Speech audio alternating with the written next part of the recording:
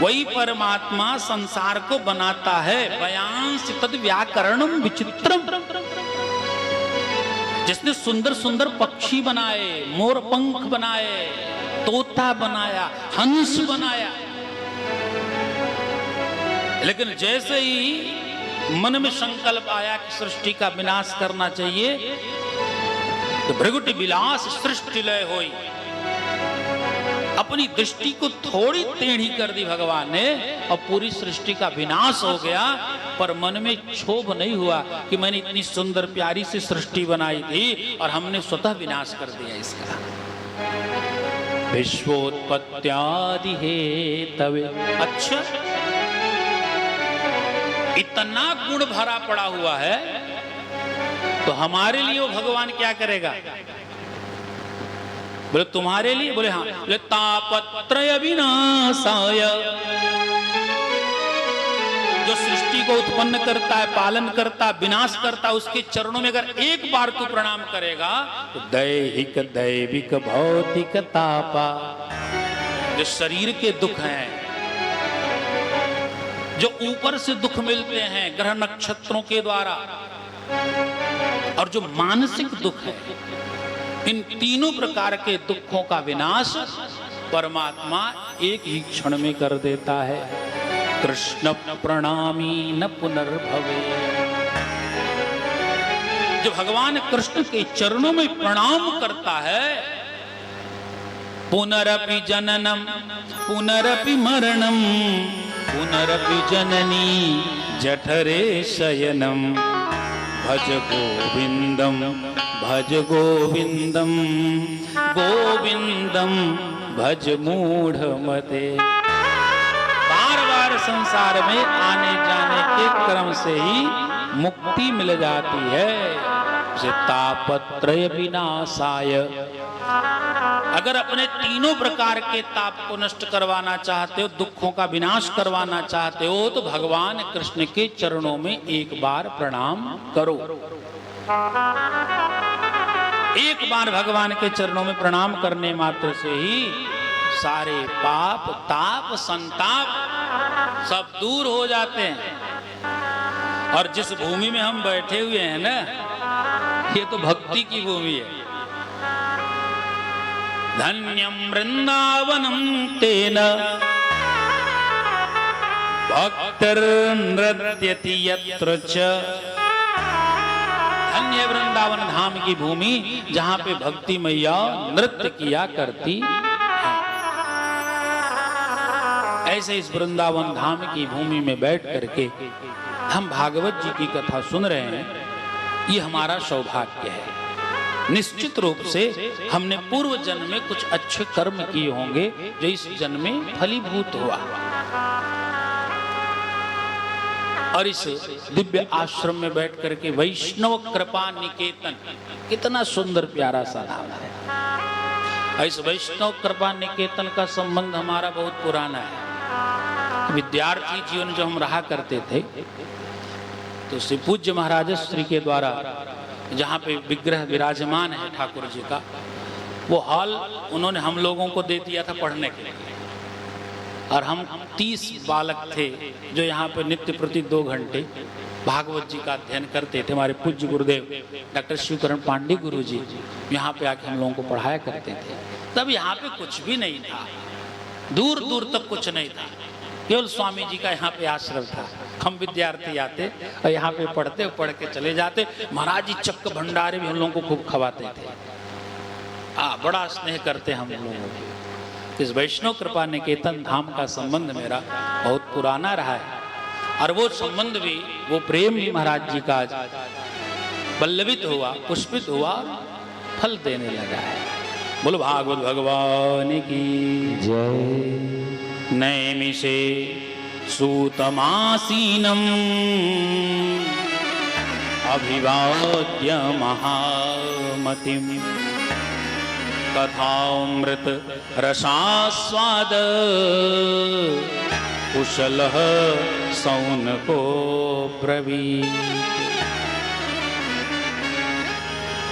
एक बार की बात है, नैमिषारण्य के परम पवित्र पावन वनस्थली में श्री सूत जी विराजमान हैं और उनके समक्ष 88,000 सौनकादिक ऋषि आते हैं, उनको प्रणाम करते हैं। जैसे प्रत्येक नदियों का उद्गम स्थल पहाड़ हुआ करता है, वैसे प्रत्येक कथा का जो उद्गम स्थल है वो नैमिषारण्य है।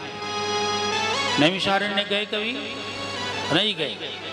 और नैमिषारण्य का चक्र तो पूरा हो चुका है हमारा, हम तो नैमिषारण्य में कथा कर आए। बड़ी उत्तम भूमि है, विज्ञान की भूमि है, ज्ञान की भूमि है, वेद के विभाजक की भूमि है। वेदों के विभाजक जो महर्षि वेदव्यास जी थे वो नैमिषारण्य में बैठ करके वेदों का विभाजन किया उन्होंने, और अपने किसी शिष्य को वेद की शिक्षा दी, किसी को वेदांत की शिक्षा दी, किसी को पुराण की शिक्षा दी, किसी को मीमांसा का ज्ञान दिया। श्री सूत जी जिन्होंने पुराण की शिक्षा ली है वो नैमिषारण्य में रहते हैं, इसलिए सूत जी के समक्ष सौनकादिक ऋषि आए और उनसे हाथ जोड़ करके प्रणाम करके कहते हैं। वो इतनी अद्भुत भूमि है, उस भूमि में बैठिए तो लगता है दिव्य भूमि है। चक्र तीर्थ, देवी जी का मंदिर, और वहां पे तो कुछ प्राकृतिक ऐसी विशेष, वो रुद्रावर्त, जो प्रकृति के चमत्कार दिखाई पड़ते वहां पे। ऐसी नैमिषारण्य तीर्थ में जो परम पवित्र तीर्थ है, जो पुराण कथा वाचन श्रवण के लिए सबसे उत्तम भूमि मानी जाती है, वहां पे 88,000 सौनकादिक ऋषि आए, सूत जी को प्रणाम किया और प्रणाम करके निवेदन किया, महाराज भक्ति ज्ञान विरागाप्तो विवेको वर्धते महान, माया मोह निराशश्च वैष्णवै क्रियते कथम। हे महाराज, आप हमेशा कथा तो हम लोगों को सुनाते ही रहते हो, अब ऐसी कथा सुनाओ जिससे भक्ति बढ़े, ज्ञान बढ़े और वैराग्य की पुष्टि हो। अब इस श्लोक को ध्यान से सुनो। भक्ति ज्ञान विरागाप्तो, भक्ति बढ़े, ज्ञान बढ़े, वैराग्य पुष्ट हो जावे, विवेको वर्धते महान, विवेक की जागृति हो, बुद्धि ज्यादा न बढ़े, क्योंकि बुद्धि हो जाती है, बुद्धि बिगड़ जाती है, इसलिए कहते हैं विवेक। विवेक कभी कुविवेक नहीं होता, विवेक हमेशा सुविवेक होता है, और विवेक के द्वारा सन्मार्ग को प्राप्त किया जा सकता है।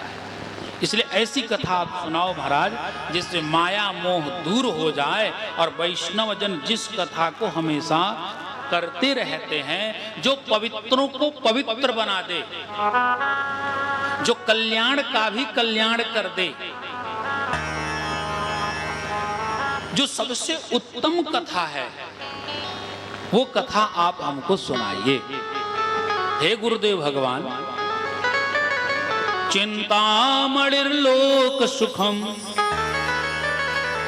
सुरद्रुहो स्वर्ग संपदाम प्रयच्छति गुरु प्रीतो वैकुंठम योगी दुर्लभम। अगर किसी को चिंतामणि मिल जाए तो चिंतामणि की विशेषता क्या है? उसके सामने बैठ करके जो चिंतन करोगे वो आपको मिल जाएगा, लेकिन सांसारिक भौतिक पदार्थ केवल मिलेंगे। चिंतामणि के सामने बैठ करके चिंतन करने से सांसारिक सुखोपभोग की सामग्री मिल सकती है। अगर कदाचित किसी को कल्प वृक्ष मिल जाए और कल्प वृक्ष के नीचे बैठ करके कल्पना करोगे तो स्वर्ग की वस्तु जो होती है, स्वर्ग जैसी जो सुख जिसमें प्राप्ति हो, ऐसी वस्तु की प्राप्ति हो सकती है। तो चिंतामणि केवल संसार का सुख, कल्प वृक्ष स्वर्ग लोक तक का सुख, लेकिन गुरु जिस पे प्रसन्न हो जाए उसे सर्वस्व की प्राप्ति हो जाती है। 88 ऋषि कह रहे हैं, प्रयच्छति गुरो प्रीतो वैकुंठम योगी दुर्लभम। योगियों के लिए भी जो दुर्लभ स्थान है, ऐसे वैकुंठ की प्राप्ति किससे होगी? बोले गुरुदेव भगवान की कृपा से होगी। तो हे गुरुदेव भगवान, आप कृपा करके हमको सुंदर कथा सुनाइए। ये कलिकाल आ रहा है, हम भयभीत हो रहे हैं। श्री सूत जी कहते हैं, ऋषियों डरो मत, इस कलिकाल की औषधि दवा पहले ही निर्मित कर ली गई है। अभी हमारे वैज्ञानिक वाले वैज्ञानिक नहीं, जब कोरोना आ जाए तब ढूंढने लगते हैं दवाई। कलयुग के आने के पूर्व ही द्वापर के अंत में इस श्रीमद् भागवत महापुराण का निर्माण किया गया। और किसके लिए किया गया? बोले द्वापर के अंत में जिन भागवत जी का निर्माण हुआ, केवल कलयुग के जीवों के लिए। ये पहले ही दवा बना ली गई। काल व्याल मुख ग्रास त्रास निर्णास हेतवे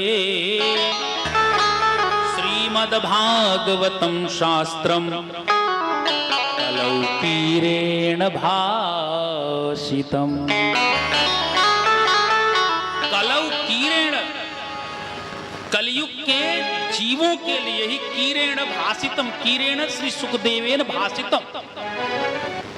कलयुग के जीवों के उद्धार के निमित्त ही श्री सुखदेव जी के द्वारा इस भागवत की कथा सुनाई गई। अच्छा, कलौ कीरेण भाषितम, इस भागवत की कथा को सुनाने वाले प्रथम आचार्य का नाम क्या है? श्री स्वामी सुखदेव जी। सुखदेव जी अर्थात जो सुख रूप में आए, तोता के रूप में आए।